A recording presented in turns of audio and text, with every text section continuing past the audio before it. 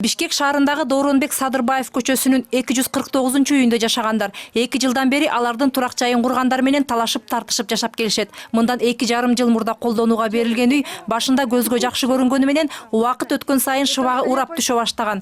Жамгыр жааган күндөрү шыптан суу агып убарагыларын айтышат. Ал эми 1 жылга чукул убакыттан бери тамдын дубалынан жарака кете баштаган. Минтип отурса көп өтпөй имарат урап калышы ыктымал дешет жашоочулар. Ремонт жасатып эметип бүткөндөн кийин уже терезелерден суу кирди. Жолдошум айткан, бир потолоктун агып баштады депчи. Кышында нормально делдер болуп иштетебиз да. Өчүп калат. Бул свет биздин эле квартира и подъезд өчүп атат да. Мен түшүнгөн жокмун эшечи. Анан көрсө счётчик көтөрбөй таштап атабы, эмнеге билбейм, зыңдары начарбы же эмне. Тургундар үйдү сатып алаардан мурда анын долбоору менен таанышканын айтышат. Анда жашоочуларга керектүү бардык ыңгайлуу шарттар түзүлөрү көрсөтүлгөн. Жылытуу системасы орнотуларын убада кылышып, бирок бул да аткарылган эмес. Отопление болот деген башында. Отоплениябыз жок. Отоплениясы жок болгондо албайт элеген. Мисалы мен мына 60-ка чыгып калдым. Менде ушундай домдо жашаш мага неме го, кыйын го, карыганда. Мен 3 комнат үйүм сатып, ушул 2 комнатты алгам 1-этаждан. Аябай жакшы деген, кирпич бардыгы, отопление бар деген, природный газ бар деген. Баягы картинкасын көрсөң эми укмуш кооз болчу да.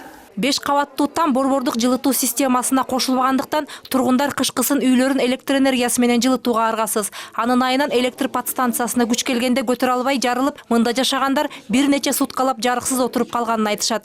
Мындай учурда жаш балалуу үй бүлөлөр өзгөчө кыйналышкан. Маселени чечүү үчүн райондук электр тармактарына кайрылышса, бул бизге караштуу эмес деп жооп беришкен. Бул эмнеси боюнча квартираларга 25-тик автомат коюлат. Ал автоматтарды, мисалы, холодильник саясын, аристон саясын, отопление саясын 25 көтөрбөйт аны. Ташты берет, автомат көчөт. Значит, ага булар 63-түктү койгон. 63-түк тет напряжениени көтөрөт. Ичинде бардыгы иштеп атат параллельно. Ал жак нормально тура берет. Ошол жүктүн бардыгы ар бир квартирадан чогулуп келип туруп, буга келет. Бул көтөрө албай коет анда.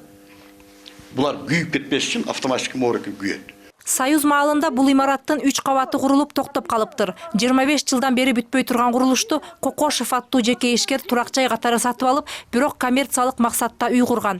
Анын төмөн жагы кирпиштен, ал эми үстүңкү кабаттары жеңил материалдардан болгондуктан курулуш материалдарынын айырмасынан жарака кеткени айтылууда. Андыктан үйдү курган прораб там урабайт деп жашоочуларды жооткотуп жатат.